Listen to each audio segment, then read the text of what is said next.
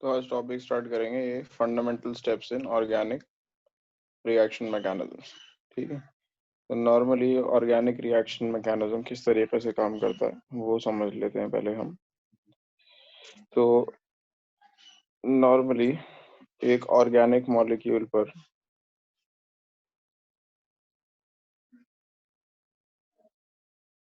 पहले एक attacking reagent attack करेगा। जो दूसरा रिएजेंट होगा उसको बोलेंगे अटैकिंग रिएजेंट, ये उस पर अटैक करेगा और एक टेम्पररी इंटरमीडिएट फॉर्म होगा। इंटरमीडिएट ये फाइनल प्रोडक्ट नहीं है, इंटरमीडिएट फिर ब्रेक डाउन होगा to produced final product and a by product.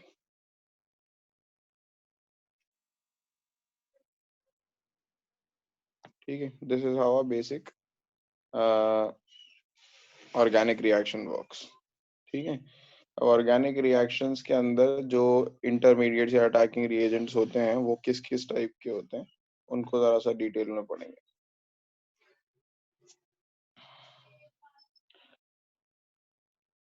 तो सबसे पहला टॉपिक जो हम पढ़ेंगे वो है fission of covalent bond.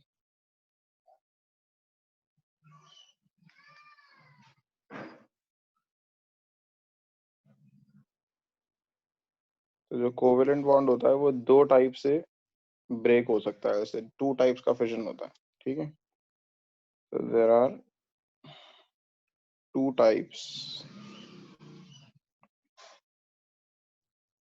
of covalent bond fission.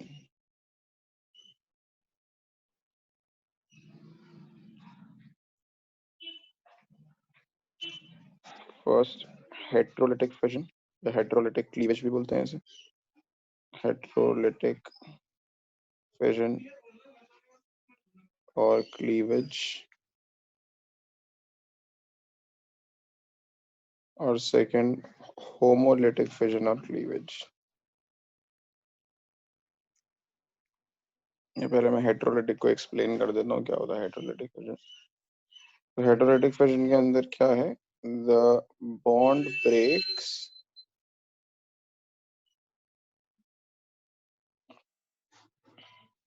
in such a manner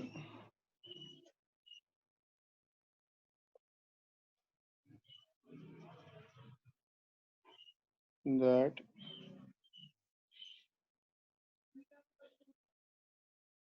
the shared electrons, the shared electron pair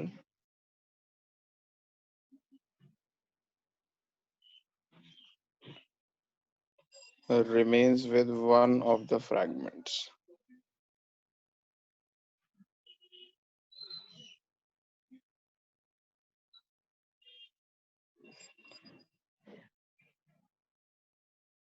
ठीक है, it generates cations and anions, cations and anions। ठीक है, नॉर्मल टिपिकल बॉन्ड क्लीवेज है, जैसे मान लीजिए CH3Cl के बीच में बॉन्ड बना हुआ है। ठीक है, ये कोवेलेंट बॉन्ड है, ये टिपिकल फैशन में ब्रेक होगा। जो ज्यादा इलेक्ट्रोनेगेटिव है, वैसे बेसिकली बॉन्ड है कार्बन और क्लोरीन के बीच में, वो तो H बीच में आ रहा है इसलिए आपको लग रहा है H से बना है, और बॉन्ड किसके बीच में होता है, कार्बन और क्लोरीन के बीच में। Since chlorine is more electronegative than carbon, ये बॉन्ड इस तरफ टूटेगा। ठीक है, और CH3 पे आ जाएगा पॉजिटिव चार्ज और क्लोरीन पे आ जाएगा negative charge. So we get a cation,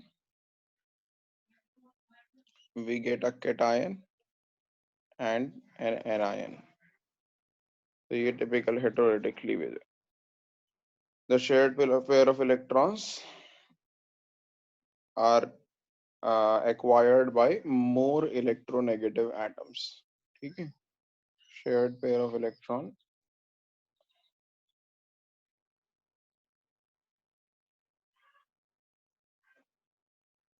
are acquired by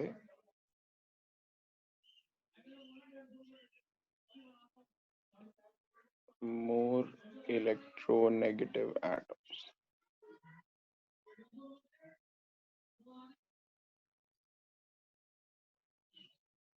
So what is a fission? Breaking, fission मतलब breaking something, way breaking this bond, that is why it is called fission.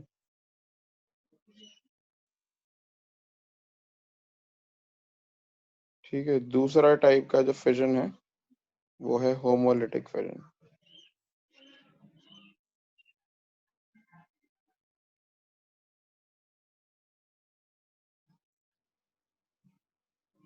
और cleavage, homolytic fission और homolytic cleavage, कुछ भी बोल सकते हैं।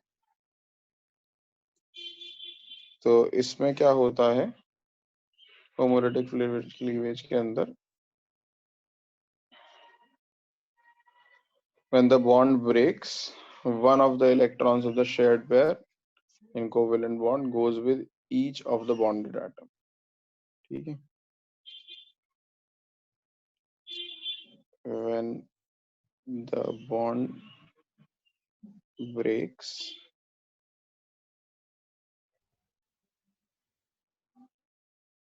one of the electrons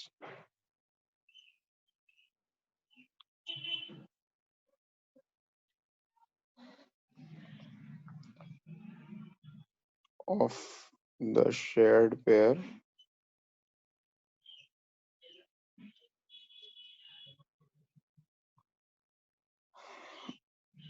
in covalent bond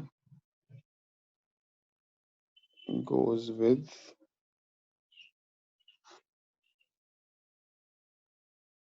each of the bonded atom।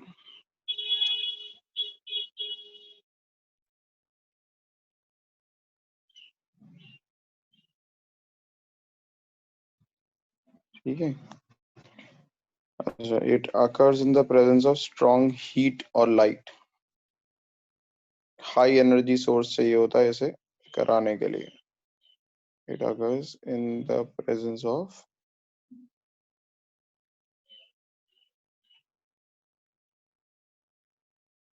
strong heat or light।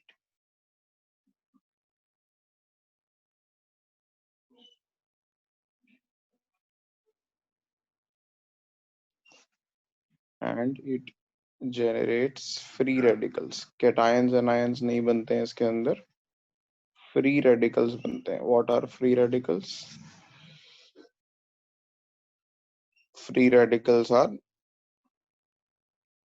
atoms with a single unpaired electron on them। तो इसमें बनते थे cations and anions। ठीक है, इसमें बनते हैं free radicals.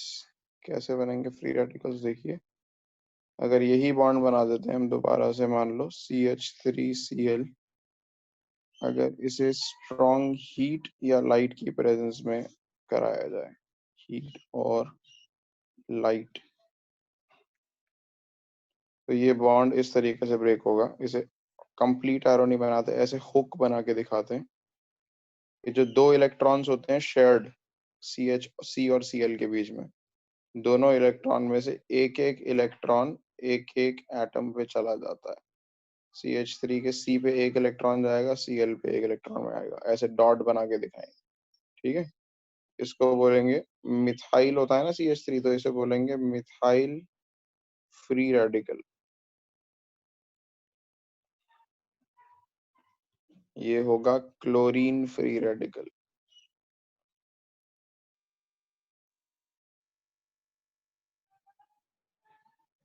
Free radicals basically क्या हैं? Atoms with an unpaired electron on them. ये होती है होमोलिटिक क्लीवेज। तो I hope the difference between heterolytic and homolytic cleavage is clear to everyone। Heterolytic cleavage produces cation and anion. It occurs under normal condition, normally when a reagent attacks a molecule, and homolytic cleavage occurs in the presence of strong heat or light, and it generates free radicals। ठीक है, इनको reaction mechanism में कैसे use करेंगे उस पर हम बाद में आएंगे। अच्छा, next topic,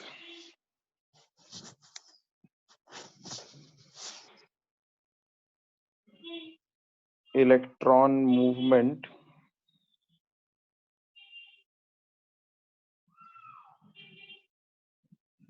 in an organic reaction.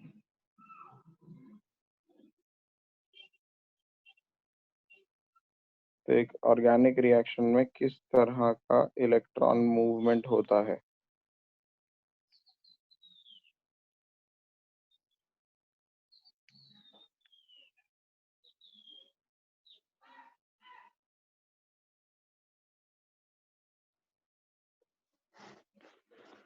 तो देखो बेसिकली 3 टाइप का इलेक्ट्रॉन मूवमेंट होता है। अगर हम एक रैंडम एटम ले लेते हैं X, इसके इस साइड पे डबल बॉन्ड बना हुआ है, इस साइड पे सिंगल बॉन्ड बना हुआ है, किसी भी चीज से जुड़ा हुआ है। यहाँ पे एक और एटम होगा Y A वॉट एवर, फिलहाल हम उसको नहीं बना रहे। तो एटम की एक साइड पे डबल बॉन्ड है, एक साइड पे ट्रिपल बॉन्ड है। तो एक मूवमेंट होता है बॉन्ड टू बॉन्ड मूवमेंट, ठीक है, बॉन्ड टू या from pi bond two adjacent pi bond two adjacent bond.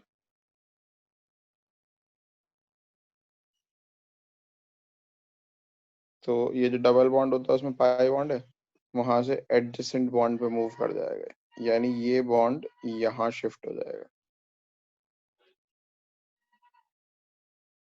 और ये रिवर्स डायरेक्शन में भी हो सकती है मूवमेंट, तो हम डबल एरो बनाएंगे, यानी ये बॉन्ड इधर सिंगल हो जाएगा, इधर डबल हो जाएगा, ठीक है। और ये फिर रिवर्स डायरेक्शन में भी हो सकता है, ये वापस यहाँ आ जाए तो ये बन जाएगा, ठीक है। ये हो गया pi bond two adjacent bond, ये पहला मूवमेंट हो गया। दूसरा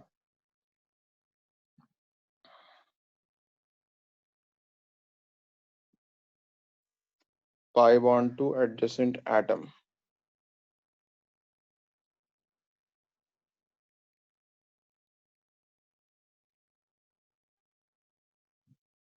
तो ये पाई बॉन्ड इस एटम पे शेयर शिफ्ट हो जाए इसके इलेक्ट्रॉन्स, तो क्या होगा, इसके ऊपर अनशेयर्ड इलेक्ट्रॉन पेयर आ जाएगा और ये दोनों बॉन्ड हो जाएंगे सिंगल। एक्स के ऊपर अनशेयर्ड इलेक्ट्रॉन पेयर आ जाएगा, और फिर इसमें भी रिवर्सेबल एरो है क्योंकि ये अनशेयर्ड इलेक्ट्रॉन पेयर वापस भी आ सकता है यहाँ, ठीक है।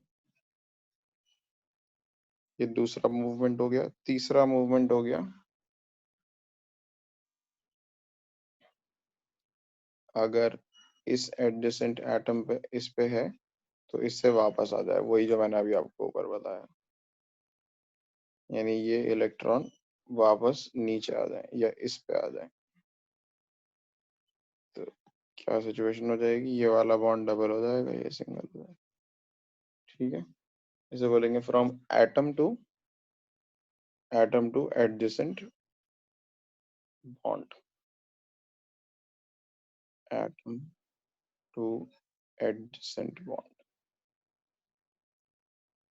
तो ये इस तरह की इलेक्ट्रॉन मूवमेंट हो सकती है ऑर्गेनिक रिएक्शन में। ये 3 टाइप की इलेक्ट्रॉन मूवमेंट हो सकती है।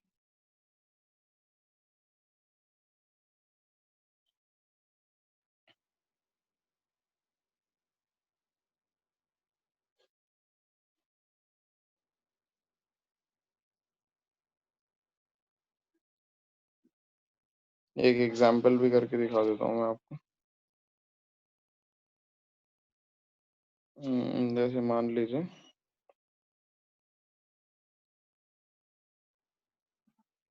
एक मॉलिक्यूल है CH3Cl, ठीक है। इस पे हम OH माइनस मॉलिक्यूल अटैक कराते हैं, ऐड करते हैं इसके अंदर OH माइनस। तो इलेक्ट्रॉन मूवमेंट किस तरह की होती है, ये वाला बॉन्ड इस तरफ टूटता है जिससे CH3 पॉजिटिव हो जाएगा, Cl नेगेटिव होकर निकल जाएगा, and at the same time ये जो OH माइनस का O है ये पॉजिटिव वाले C के ऊपर अटैक करता है। तो होता क्या है, जो CH3 है उस पे OH लग जाता है और Cl माइनस उसमें से निकल जाता है। Cl पे पहले से अगर इलेक्ट्रॉन दिखाना चाहें हम इसके ऊपर, तो Cl पे बॉन्ड बनाने के बाद 6 इलेक्ट्रॉन्स बचते हैं, 7 होते हैं ना टोटल, एक बॉन्ड बनाने में चला जाता है, 7 हो जाते हैं। अब जब ये जो मैंने ब्लू एरो से दिखाया, जब ये इलेक्ट्रॉन ट्रांसफर हो जाएंगे तो 6 इलेक्ट्रॉन पहले से थे और अब 8 हो जाएंगे इसके ऊपर और नेगेटिव चार्ज आ जाएगा। ठीक है, OH में जो O था उसके ऊपर 2 इलेक्ट्रॉन पेयर थे। अटैक करने से पहले उसके ऊपर 2 नहीं, सॉरी 3 इलेक्ट्रॉन पेयर होते हैं ऑक्सीजन के ऊपर अटैक करने से पहले। जब OH माइनस होता है, जब वो अटैक कर देगा तो 2 का यूज करके बॉन्ड बना लेगा, 4 बचेंगे 6 में से। ठीक है, ये जो 6 इलेक्ट्रॉन थे इसमें से 2 यूज करके इसने C से बॉन्ड बना लिया, तो अभी कितने बचे? 4 इलेक्ट्रॉन पेयर्स बचे ऑक्सीजन के ऊपर। This is how it works, this is the reaction mechanism.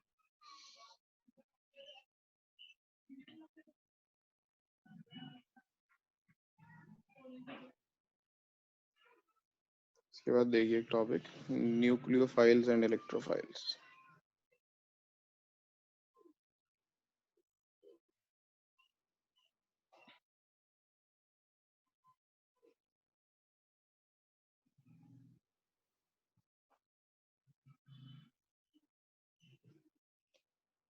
तो फाइल PHIL जो फाइल लिखा हुआ है, इसका मीनिंग होता है लविंग या अट्रैक्टिंग। तो न्यूक्लियोफाइल का मतलब हो गया न्यूक्लियस लविंग, यानी अट्रैक्टेड बाय न्यूक्लियस। इलेक्ट्रोफाइल मतलब हो गया इलेक्ट्रॉन लविंग, यानी अट्रैक्टेड बाय इलेक्ट्रॉन्स। ठीक है, तो न्यूक्लियोफाइल्स जिनको यूज किया जाता है, जिनको सिंबलाइज किया जाता है ऐसे NU और आगे 2 डॉट ऐसे लगाकर, this is how you represent a nucleophile. ठीक है,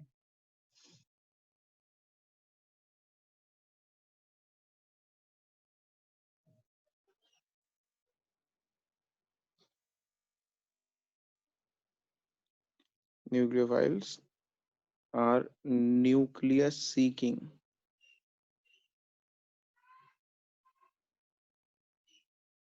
reagents. They are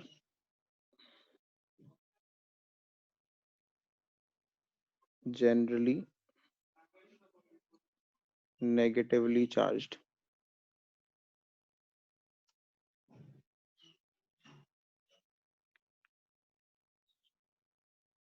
or carry an unshared electron pair. तो या तो नेगेटिवली चार्ज होते हैं या उनके ऊपर एक अनशेयर्ड इलेक्ट्रॉन पेयर होता है। ठीक है, एग्जांपल्स जैसे OH माइनस एक न्यूक्लियोफाइल है, नेगेटिवली चार्ज है और अनशेयर्ड इलेक्ट्रॉन पेयर भी होते हैं ऑक्सीजन पे। NH3 नेगेटिवली चार्ज नहीं है लेकिन अनशेयर्ड इलेक्ट्रॉन पेयर है। H2O वाटर मॉलिक्यूल एक न्यूक्लियोफाइल है, क्यों? क्योंकि वाटर में जो ऑक्सीजन होता है उसमें अनशेयर्ड इलेक्ट्रॉन पेयर्स होते हैं। तो ठीक है, इसके अलावा Cl माइनस एक न्यूक्लियोफाइल है, कोई भी एनायन तो होगा ही होगा न्यूक्लियोफाइल। O2 माइनस एक न्यूक्लियोफाइल है। ठीक है, इन पे अनशेयर्ड इलेक्ट्रॉन पेयर भी होते हैं सब पे। O2 माइनस पे भी 8 होंगे पूरे। ठीक है, तो सारे के सारे नेगेटिवली चार्ज स्पीशीज और any species that carries an unshared electron pair on it like NH3 and H2O, they all act as nucleophiles. ठीक है, उसके बाद इलेक्ट्रोफाइल्स क्या होते हैं? Electrophiles are electron seeking species basically. ठीक है, तो इलेक्ट्रोफाइल्स इसको रिप्रेजेंट किया जाता है E+ सिंबल से। आर द रिएजेंट्स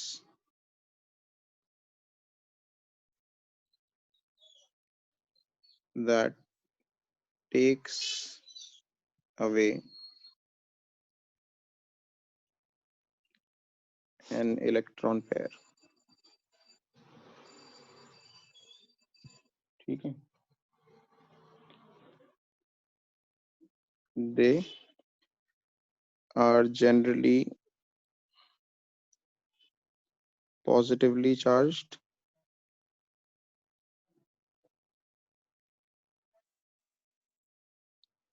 or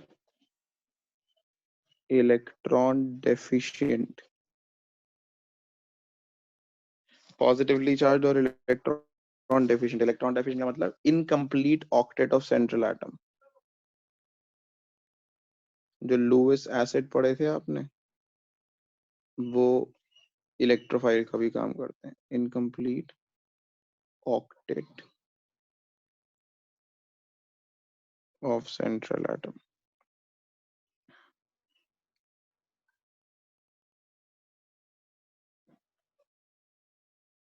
तो कोई भी पॉजिटिवली चार्ज स्पीशीज तो इलेक्ट्रोफाइल होगी, जैसे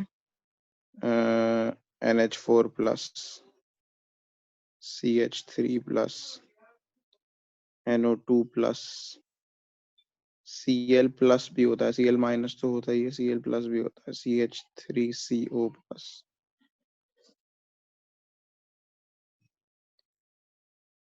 ठीक है, ऑल पॉजिटिवली चार्ज स्पीशीज जैसे, और BCl3 can act as electrophile, इसमें बोरॉन का ऑक्टेट कंप्लीट नहीं है इस वजह से। ठीक है, LiCl can act as an electrophile because इसमें लिथियम का ऑक्टेट पूरा नहीं है। तो ये सब चीजें इलेक्ट्रोफाइल्स होती हैं। ठीक है, now the topic that we're going to study next is electron displacement effects.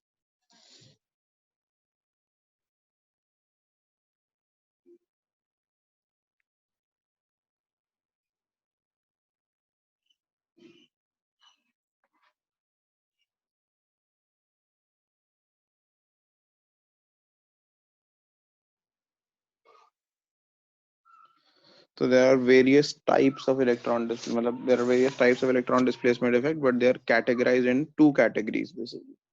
They have been put into two categories. One is permanent electron displacement. Second is temporary electron displacement. ठीक है,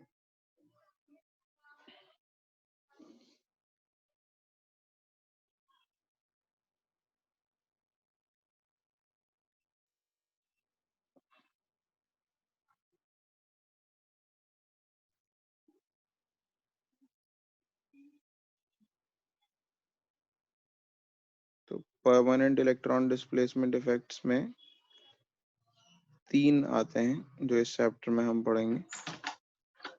inductive effect,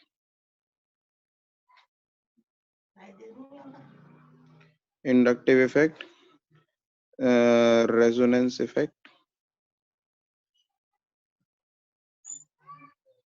और hyper conjugation.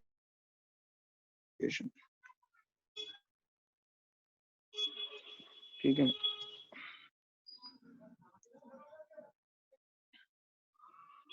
Resonance वही है जो आपने पहले पढ़ा था, टेम्पररी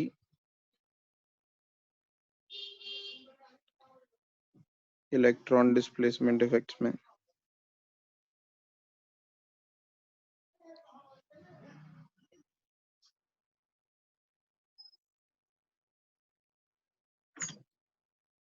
एक ही आता है, इसमें electromeric effect.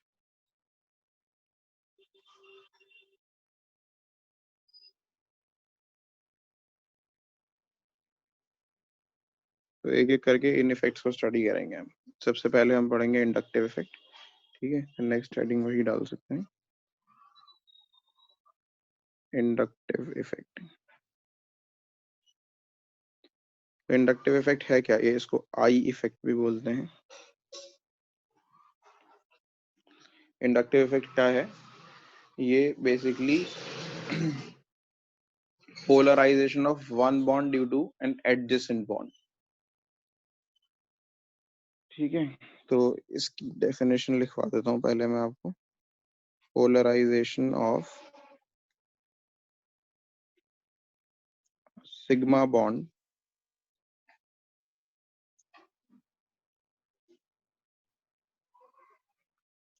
caused by the polarization of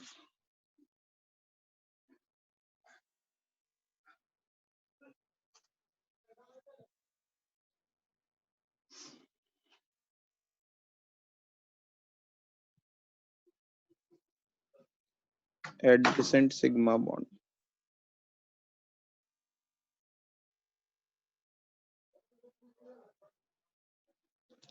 caused by the polarization of adjacent sigma bond, इसे कहते हैं इंडक्टिव इफेक्ट।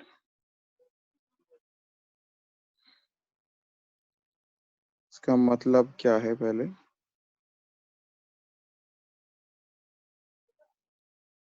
देखिए CH3 CH2 CH2 Cl, ये बॉन्ड बना हुआ। आपको पता है कि Cl ज्यादा इलेक्ट्रोनेगेटिव होता है, तो ये जो बॉन्ड है ये वाला, ये पोलराइज्ड होगा इस तरफ, ठीक है।